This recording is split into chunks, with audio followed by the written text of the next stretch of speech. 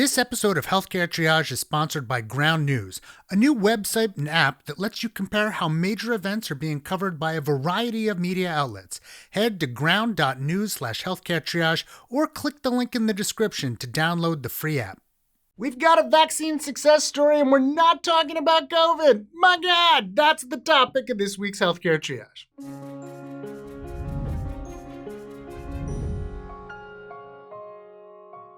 In 2019, malaria killed an estimated 409,000 people, mostly children under the age of 5.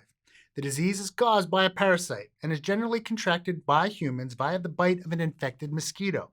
It causes flu-like illness with symptoms such as fever and shaking chills. While we have effective antimalarial drugs, there are other issues preventing malaria containment, including concerns about resistance to the drugs in Africa, where the majority of cases occur. Developing a vaccine has been difficult, thanks in part to the tricks the parasite keeps up its sleeve. It's able to rapidly change the proteins on its surface, thereby preventing the immune system from detecting and destroying it. But we've made some headway, and we've now got the first vaccine, not only the first for malaria, but the first for any human parasite. Creating a vaccine was quite a bit more complicated than it is for a virus, in part because of the many changes along the parasite's life cycle. This vaccine, called Mosquirix, is designed to trigger the immune system when the most common malaria parasite, plasmodium falciparum, first enters the bloodstream and is traveling to or has reached the liver, where it would start to multiply.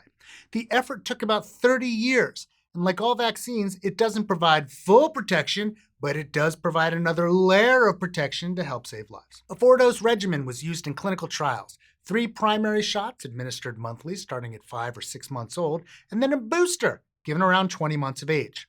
At 18 months follow-up, after the 3 primary doses were given, clinical malaria cases were reduced by 46%, severe malaria by 34%, and malaria hospitalization by 41%. Vaccine efficacy waned over time, but still persisted in children who received the booster shot when compared to those who did not. While these numbers are lower than anyone really likes, they're the best and only option we've got at the moment, and they can still make a big difference.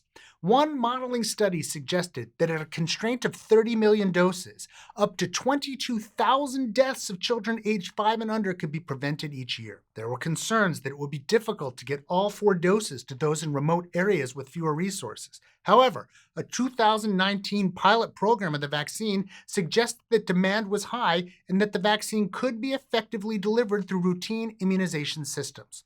According to the World Health Organization, data from the pilot program also suggested a strong safety profile and no negative impact on the use of other prevention techniques like bed nets. A major concern now is where the money will come from to get the vaccine to where it's needed most.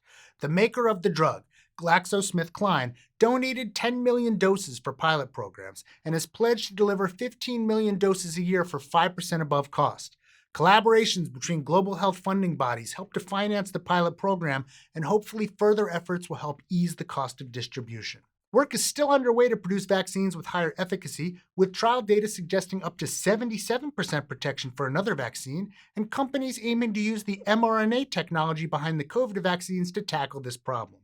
But in the meantime, any way you slice it, this current vaccine is still a big win for global public health.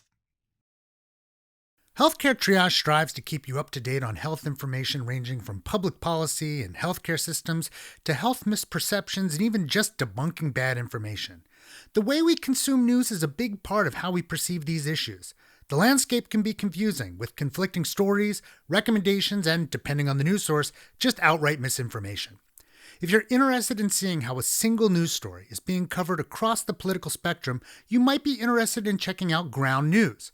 Ground News is a new website and app that lets you compare how major events are being covered.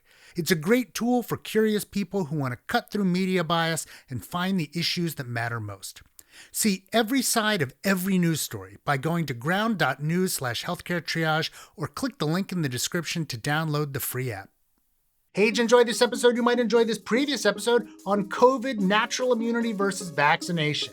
We'd appreciate it if you'd like and subscribe down below, and consider going to patreon.com/healthcaretriage, where you can help make the show bigger and better even during a global pandemic. We'd like to especially thank our research associates, James Glasgow, Joe Sevitz, Edward Lilleholm, and Brian Nam, and of course, our Surgeon Admiral, Sam.